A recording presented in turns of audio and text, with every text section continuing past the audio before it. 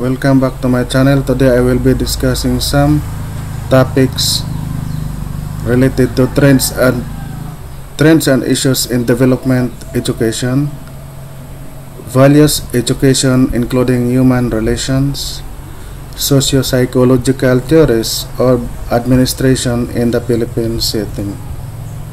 Right.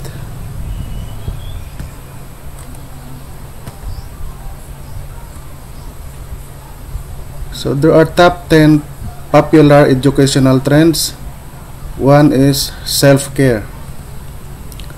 Due to the COVID-19 pandemic and other world events, teachers and families may all be more overwhelmed than ever and gained new appreciation for the value of self-care. Two is the blended learning. Is a setup in learning modalities where the students learn partially from direct teachers' instruction and more self-directed activities. 3. Personalized learning.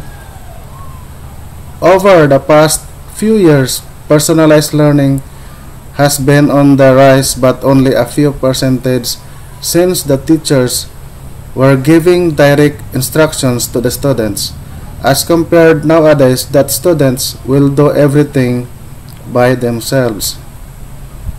4. STEM curriculum. Science, technology, arts, and math provides the students with more rounded and practical education, adding art that improves the students' creativity. Genius Hour, fairly a new educational technique that allows students to work on self-paced and self-chosen projects for an hour each day. 6. Digital citizenship is defined as the ability to use technology and the internet both effectively and appropriately. 7. Bite-sized learning is an educational technique that provides students with brief, intensive activities that target specific academic skills. 8. Social emotional learning, or the SEL. With the COVID-19 crisis changing many students' lives in stressful ways, social emotional learning will continue to be a necessity for their well-being. 9. Gamification, a learning strategy that involves using games and rewards to teach students. 10. Experiential learning. It allows the students to develop knowledge and skills in a setting outside of the classroom. There are some Filipino values and virtues. 1. Shared identity, or kapwa, is arguably the most important aspect of building a team, transforming a group of individuals into a cohesive, focused team. Is the unity of oneself and the other, I, you, and we together, treating the other as a fellow human being, brother like brother, sister, friend, spouse, relatives, enemy, and mistress. 2. Pivotal interpersonal value, pakiramdam, shared inner perception of others' emotions as a basic tool to guide his/her dealings with other people. 3. Socio-personal values, inner self, or inner will, refers to being able to help other people in dire need due to a perception of being together as part of one Filipino humanity. Understood in relation to how one relates and acts towards other person. What lies within, violated within, good inside, means goodness, beauty inside means kindness, clean inside means pureness.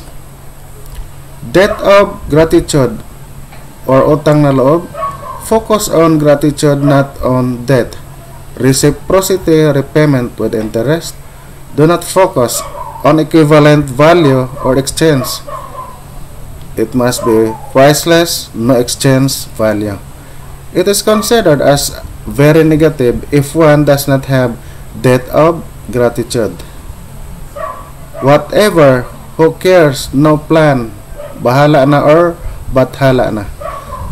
Loosely translated, fatalistic behavior, strength of will, courage, fortitude, positive confrontation in the midst of uncertainty, sacrifice of oneself for others, malasakit.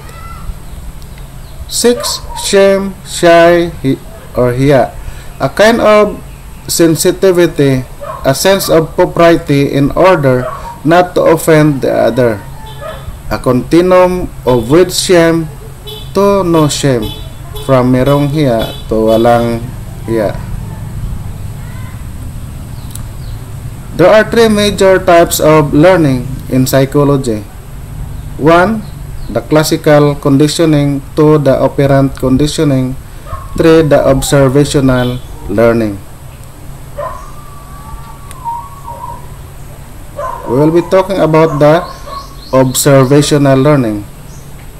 It's the process of learning by watching the behaviors of others. It is most common in children as they imitate the behaviors of adults. In human, these forms of learning seems do not need reinforcement to occur, but instead requires a social model such as a parent, sibling, friend, or teacher with surroundings. Particularly in childhood, a model is someone of authority or higher status in an environment. There are 4 factors that influence observational learning by Bandura's social cognitive learning theory. 1 is attention. Observers cannot learn unless they pay attention to what's happening around them. This process is influenced by characteristics of the model, such as how much one likes or identifies with the model. 2. Retention, memory.